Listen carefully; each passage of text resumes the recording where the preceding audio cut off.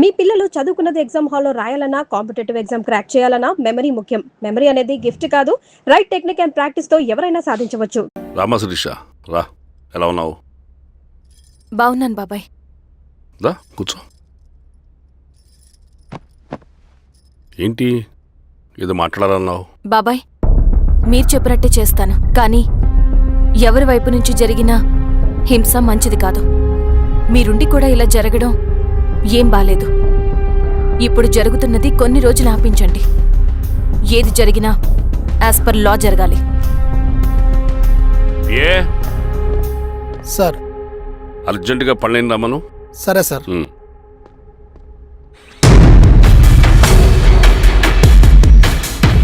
కారంతో కడుపు నింపుకోవాల్సిన పరిస్థితి వచ్చింది. మనం ప్రశాంతంగా నిద్రపోవాలంటే ఈ ఆపరేషన్ సక్సెస్ కావాలి కామ్రేడ్. అలాగే కామ్రేడ్.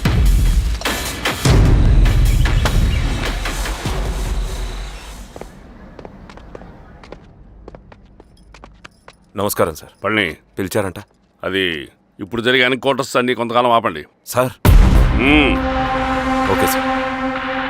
మా శిరీష, ఈయన పళ్ళని కొత్త ఎస్ఐ. నమస్తే మేడం. నమస్తే. పళ్ళని సార్. అమ్మాయి ఎలక్షన్ నిలబడుతుంది. టైట్ సెక్యూరిటీ ఇవ్వండి. జాగ్రత్త సార్. ఏం జరిగిందో నీదే బాధ్యత. అలాగే సార్. టైం అవుతుంది. వెళ్దాం పద. మేడం, మీరు మన ఊరికి వస్తే నేను సెక్యూరిటీ ప్రొవైడ్ చేస్తాను. పళ్ళని సార్. ఎలక్షన్స్ అయ్యేంత వరకే. సరే అమ్మా. ఎస్పీ గారితో నేను మాడతా. అలాగే సార్. వస్తానమ్మా. సరే బాబు. జాగ్రత్త. మేడం పదండి. రండి మేడం, కూర్చోండి. పదవీరా స్వామి.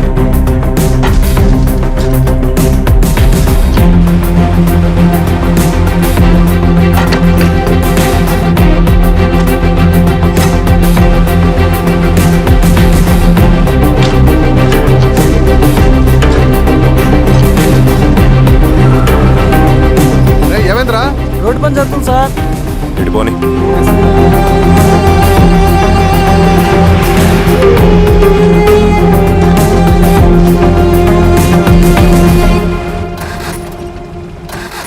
అరే బండాపు సార్. ఎందుకో? మేడం గారు కారు ఆగినట్టుంది సార్.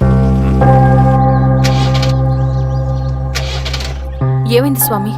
ఏమోనమ్మా తెలియట్లేదు, దిగి చూస్తా.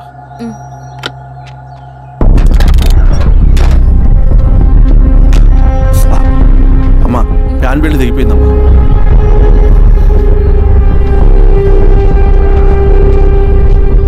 ఏమైనాది? బెల్ట్ దిగిపోయింది సార్. శిరీష గారు, ఇప్పటికే లేట్ అయిపోయినది. మనం జీప్లో పోదాం రండి.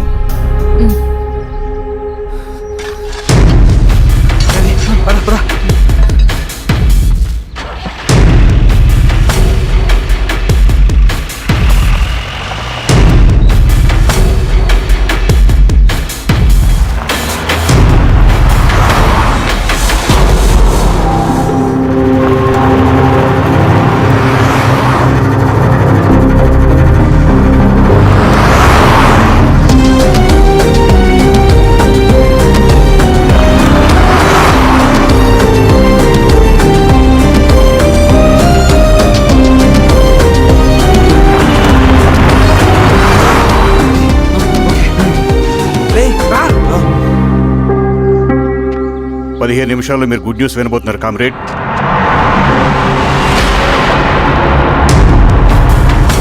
రవి, వెళ్ళి చూడు.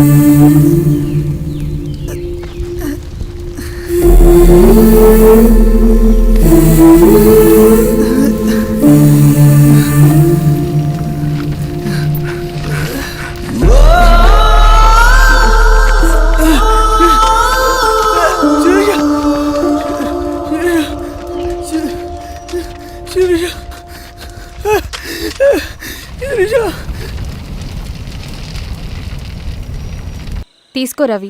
నాకొద్దు. తిన్ రవి. ఎన్నాళ్ళు ఇలా ఉంటావు? నాకొద్దు.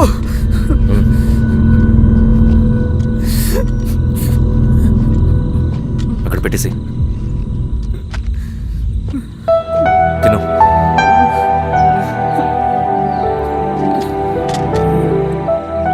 తినకపోతే చస్తావు. నేను చచ్చిపోయినా బాగుండేదన్నా. చేతకానడు పిరుకోడు మాత్రమే ఏడుస్తూ కూర్చుంటాడు. నువ్వు ఏడుస్తూ పిరుకోడని ప్రూవ్ చేయొద్దు. జరిగే యుద్ధాన్ని ఆపేసి అడవి మధ్యలో భౌతికత చెప్పడానికి నేను కృష్ణుడు కాదు, నువ్వు అర్జునుడివి కాదు.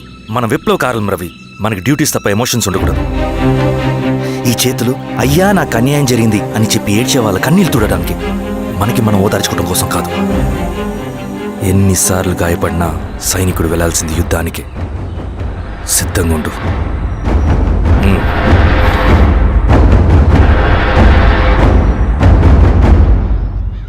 Sebastian, Greyhounds commander. DGP recommendation అంటే చాలా పవర్ఫుల్ అని మీ ఉద్దేశం, కానీ వాడు మీకంటే ప్రతిదానికి ఒక స్ట్రాటజీ ఉంటుంది.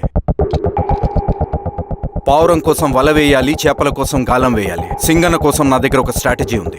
విని విని విసిగిపోయాను. రిజల్ట్స్ చూపించి మాట్లాడండి. సో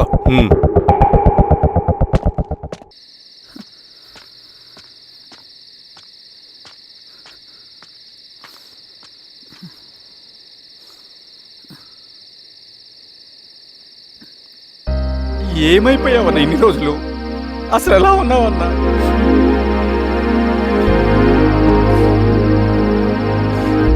కాఫీ ఇస్తావా? తెస్తాను.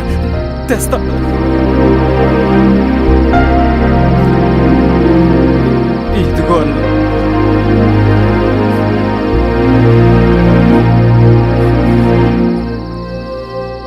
అన్నా, శిరీష గారు నీకేమనేది ఇచ్చారన్న. శిరీష నా కోసం ఇక్కడికి వచ్చిందా? అవునన్నా, చనిపోయే ముందు ఇక్కడికి వచ్చారన్న. దేవత లాంటి మనిషి అన్న, అనవసరంగా చంపేశారన్నా.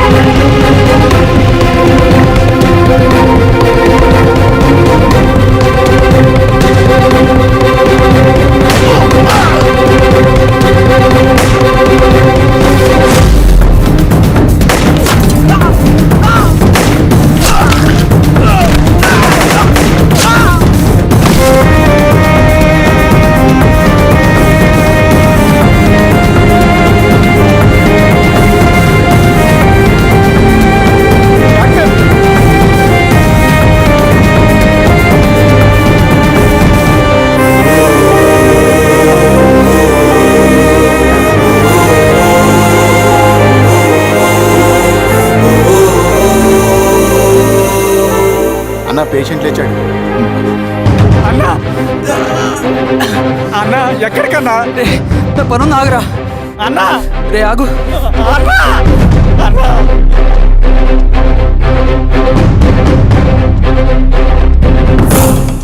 నక్సల్ నాయకుడు సింగన్న లొంగుబాటు ఎంతో కాలంగా శ్రీరామగిరి చుట్టుపక్కల పోలీసులని తీవ్ర ఆందోళనకు గురి చేసిన ప్రజా ప్రతిఘటన దళ నాయకుడు సింగన్న నేడు గ్రేహౌండ్ పోలీసుల సమక్షంలో జనజీవన స్రవంతిలో కలిసిపోయాడు. తన తదుపరి కార్యాచరణ త్వరలో వెల్లడిస్తానని సింగన్న చెప్పారు.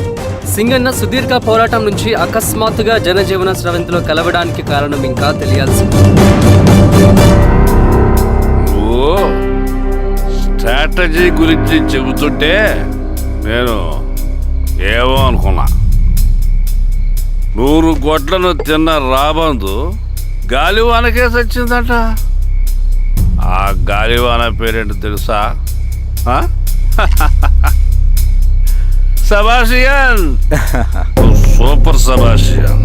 ఒక్క సుక్క మనోళ్ళ రక్తం చెందకుండా నువ్వు అంత పెద్ద నక్సలైట్ని పట్టుకున్నావంటే బా, నీ స్ట్రాటజీ మామూలు కాదబ్బా. నాకు ఇచ్చిన కమిట్మెంట్ మాత్రం మర్చిపోద్దు సార్.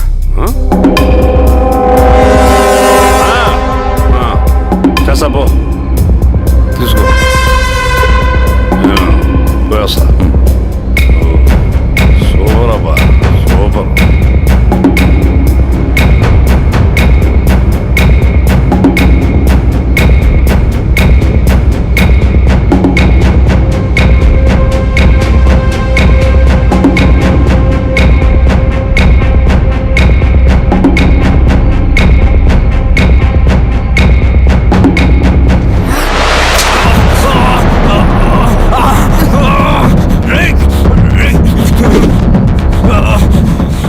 నువ్వు అన్న ఎక్కడ?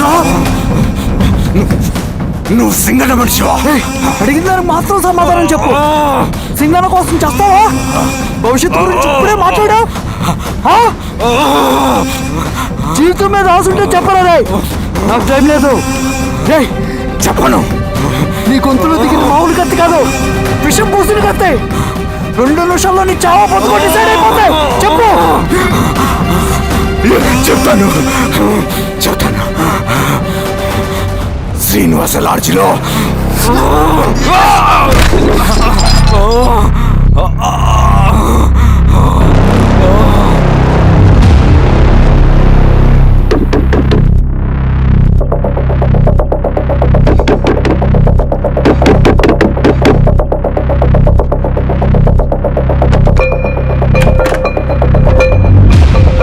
రవి, నువ్వేంటి ఇక్కడ? సర్లే, లోపల.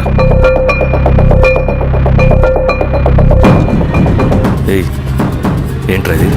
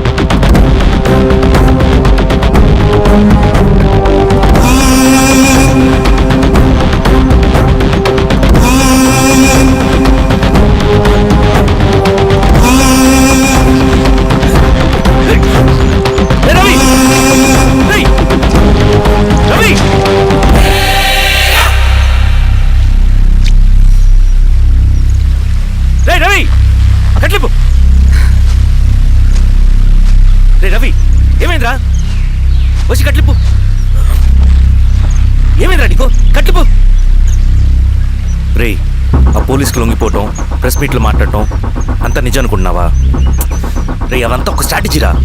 యుద్ధంలో శత్రుబలు పెరిగినప్పుడు మనం మొండిగా ఎదురెళ్ళకూడదు. లొంగిపోయినట్టు నటించాలి. అది నిజంగా లొంగిపోవటం కాదురా. శత్రుని ఏమార్చడం. నేను అదేరా చేశాను. అది నిజం అనుకోకు. ముందు కట్లిపు రవి. విప్లవంలో నష్టం అన్ని వైపు నుంచి వస్తుంది. నువ్వు నేను ఇంకా మిగిలి ఉన్నాం కదా, ఇంకొక దళాన్ని నిర్మితాం, విప్లవాన్ని కొనసాగిద్దాం. ముందు కట్లిపురా. ఏంట్రా నువ్వు మాట్లాడిన ప్రతిసారి నాకు చప్పట్లు కొట్టాలనిపిస్తుంది అన్న. నువ్వు చెప్పేది నమ్మాలనిపిస్తుంది. ఇప్పుడు కూడా నమ్మేవాడిని కానీ ఇది ఆపుతుంది. మతం మత్తుమందు లాంటిదన్నాడు కార్ల్ మార్క్స్. కానీ అంతకన్నా పెద్ద మత్తుమందు కమ్యూనిజం.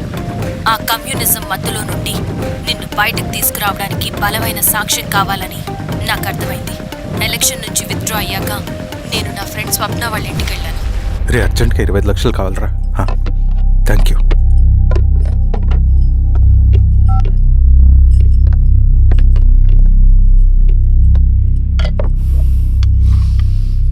చాలు.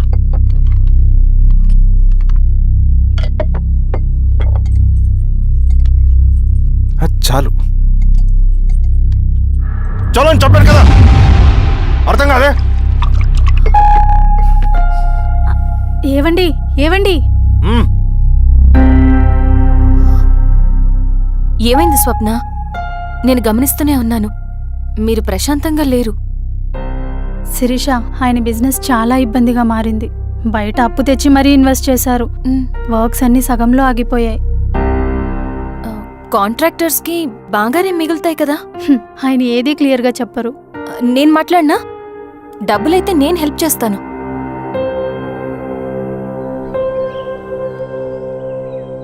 అన్నయ్య, చెప్పమ్మా. మీరు డబ్బు గురించి ఏదో ఇబ్బంది పడుతున్నారని అర్థమైంది. అవునమ్మా, ఈ ఏజెన్సీ కాంట్రాక్టర్ బతికే ఇంత ఏది సాఫీగా ఉండదు. అన్ని వైపుల నుంచి అడ్డంకులే. ప్రజల ప్రయోజనం కోసం బిల్డింగ్లు బ్రిడ్జ్లు కట్టాలి, అడ్డమైన వాళ్ళకి లంచం ఇచ్చుకోవాలి. ఇప్పుడు ఈ నక్సల్స్ ఒకళ్ళు తయారయ్యారు. నా బ్రతుక్కి పని పూర్తయ్యేదాకా ఫండ్స్ లిస్ట్ చేయరు, వీళ్ళేమో పంచాయనివ్వరు. ఏం చేయాలో అర్థం కావట్లేదు. నక్సల్సా? నక్సల్స్కి ఏంటి సంబంధం? అదే కదా సమస్య. బయట ప్రజల కోసం మేము ఉన్నామంటారు, లోపల ఎక్స్ట్రాషన్కి అలవాటు పడ్డారు. ఎవరు కరెక్ట్గా లేరమ్మా. ఎక్కడి వాళ్ళన్నయ్య?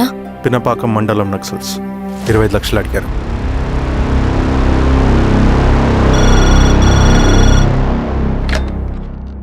హలో ధర్మ, ఆ సింగన్న దళం గురించి నీకు ముఖ్యమైన విషయం చెప్పాలి. సరే, ఓకే, బాయ్. నీతో పర్సనల్గా మాట్లాడాలి. బయటకెళ్ళు. చెప్పు. అన్నయ్య చనిపోయిన తర్వాత ఎలక్షన్స్ లో పోటీ చేసిన నన్ను సింగన్న దళం కిడ్నాప్ చేశారు. కానీ అక్కడ ఒక వ్యక్తిని చూశాను. ఆ వ్యక్తిని అన్నయ్య చనిపోయే ముందు తన దగ్గర డబ్బులు తీసుకోవడం గమనించాను. ఆ క్షణమే సింగన్న దళంపై నాకు అనుమానం వచ్చింది. I'll take care.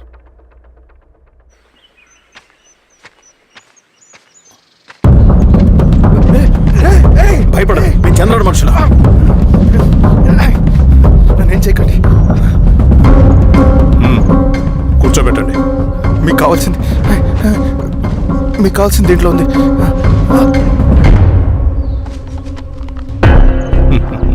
కాంట్రాక్టర్ డబ్బులు కదా, కొత్తగా ఉన్నాయి.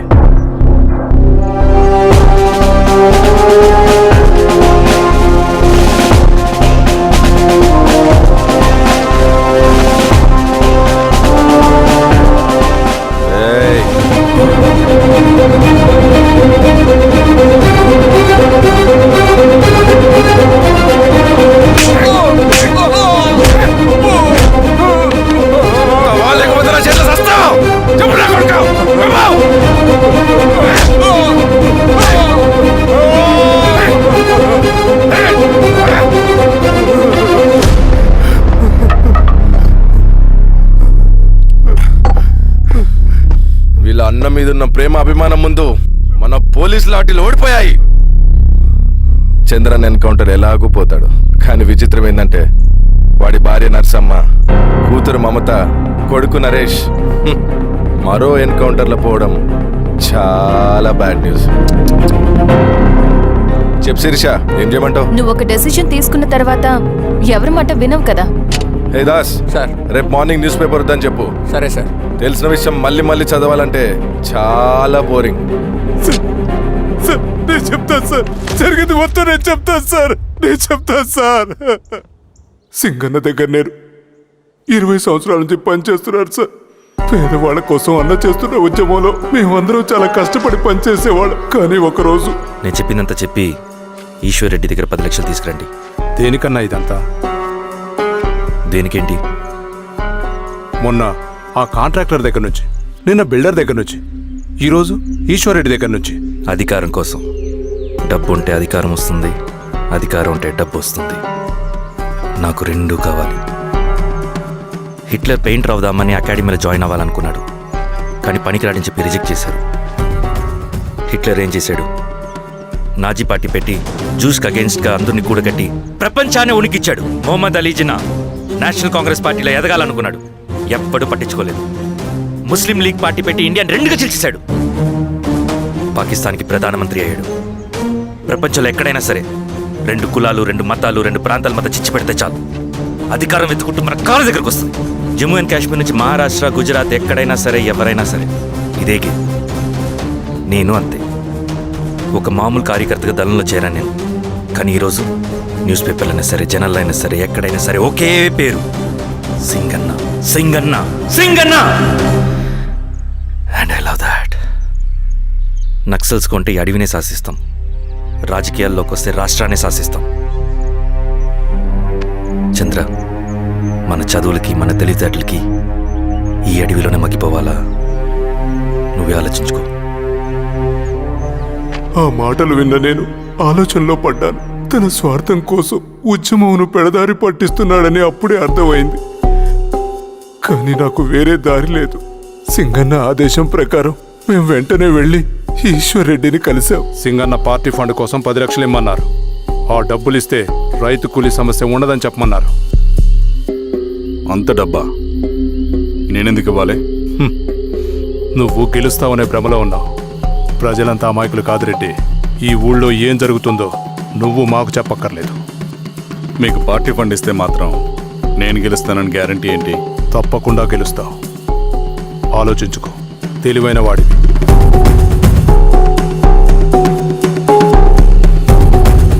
సరే.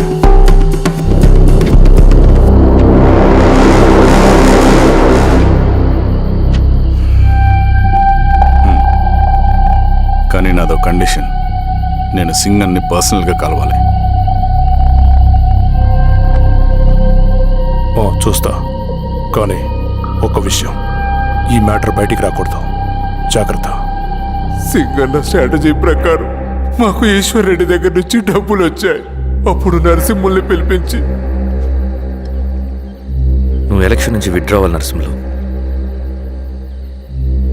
విత్డ్రానా? 30 సంవత్సరాల తర్వాత వచ్చిన అవకాశం అన్నా ఇది. గెలిచే ఎన్నికల్లోంచి తప్పుకోమంటారేంటి? ఎందుకన్నా? నిన్ను ఈ ఎలక్షన్లో నిలబెట్టింది కమిటీయే, విత్డ్రా చేయమనేది కమిటీయే.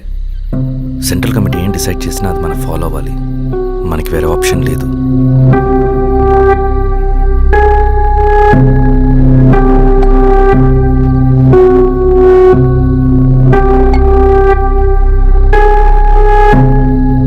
నన్ను నమ్ముకుని చాలామంది ఉన్నారన్నా. మీరు వద్దన్నా సరే నేను ఇండిపెండెంట్గా పోటీ చేస్తా. నీ పట్టుదల నాకు అర్థమైంది నరసింహులు. సెంట్రల్ కమిటీతో మరొకసారి నేను మాట్లాడతాను. కొంచెం వెయిట్, తొందరపడద్దు. లాల్ సలాం. లాల్ సలాం. తన మాటకి ఎదురు చెప్పిన నరసింహుల్ని క్రూరంగా హత్య చేయించి ఆ హత్యను ఈశ్వర్ రెడ్డి చేయించాడని అందరినీ నమ్మించి ఆ తర్వాత ఈశ్వర్ రెడ్డిని కూడా. ఏంటి ఈశ్వరరెడ్డి గారు, కలుద్దామనుకున్నాం కానీ ఇలా కలుస్తామనుకోలేదు. ఏంటంత కోపం? ప్రజానాయకుడు నరసింహులు చంపినందుకు నీకు మరణదండనే. ఇంతకీ నన్ను ఎందుకు కలుద్దామనుకున్నావు? నరసింహ చావుకి నాకు ఏ సంబంధం లేదు. నిన్ను కలిసి ఊరు సమస్యలు, ప్రజా సమస్యలు పరిష్కరించు. అడవికి సింహం రాజు. అడవైనా ఊరైనా ఈ సింగన్నే రాజు.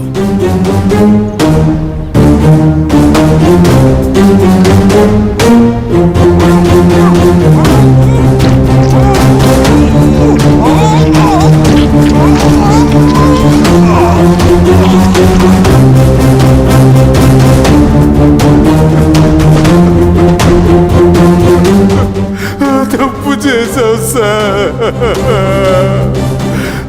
మొత్తం సింగన్నే చేశాడు. ఇంకా చెప్పాల్సింది ఏదైనా ఉందా? శిరీష ఆ రోజే చెప్పిందన్నా. ఇన్నాళ్ళ పోరాటంలో ఏం జరిగిందన్నా? ఏమీ లేదు. శిరీష వల్ల వాళ్ళ ఊర్లో రైతులకు భూములు వచ్చాయన్నా. నీ వల్ల చాగి అన్యాయంగా గొంతు కోసుకున్నాడన్నా. నరసింహులు, ఈశ్వర్ రెడ్డి, ఇంకెందరో అమాయకులు నీ అధికార దాహం వల్ల బలైపోయారు.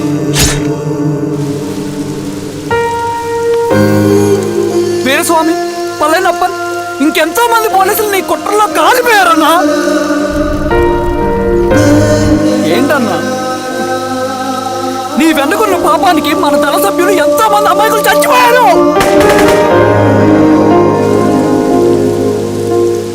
ఆ జనాలు అమాయకులన్నా. నువ్వు మాటలు చెప్పి రెచ్చగొడితే నువ్వేదో సమాజాన్ని ఉద్ధరిస్తావని నీ వెనుకున్నారు.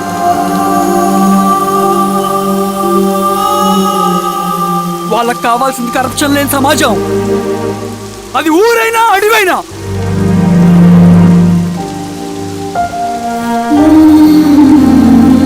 దేవతలాంటి అమ్మాయి అన్న బతికినంతకాలం అందరి జీవితాన్ని బాగు చేసిందన్నా.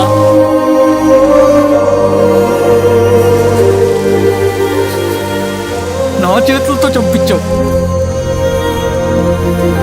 నన్ను మనిషిని కాకుండా చేశావు.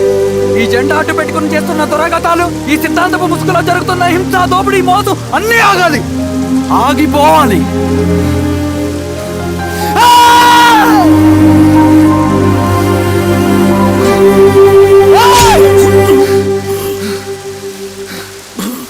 నువ్వు చెప్పిన సమాజం స్థాపితం కావాలంటే నువ్వు సమాధి కావాలి.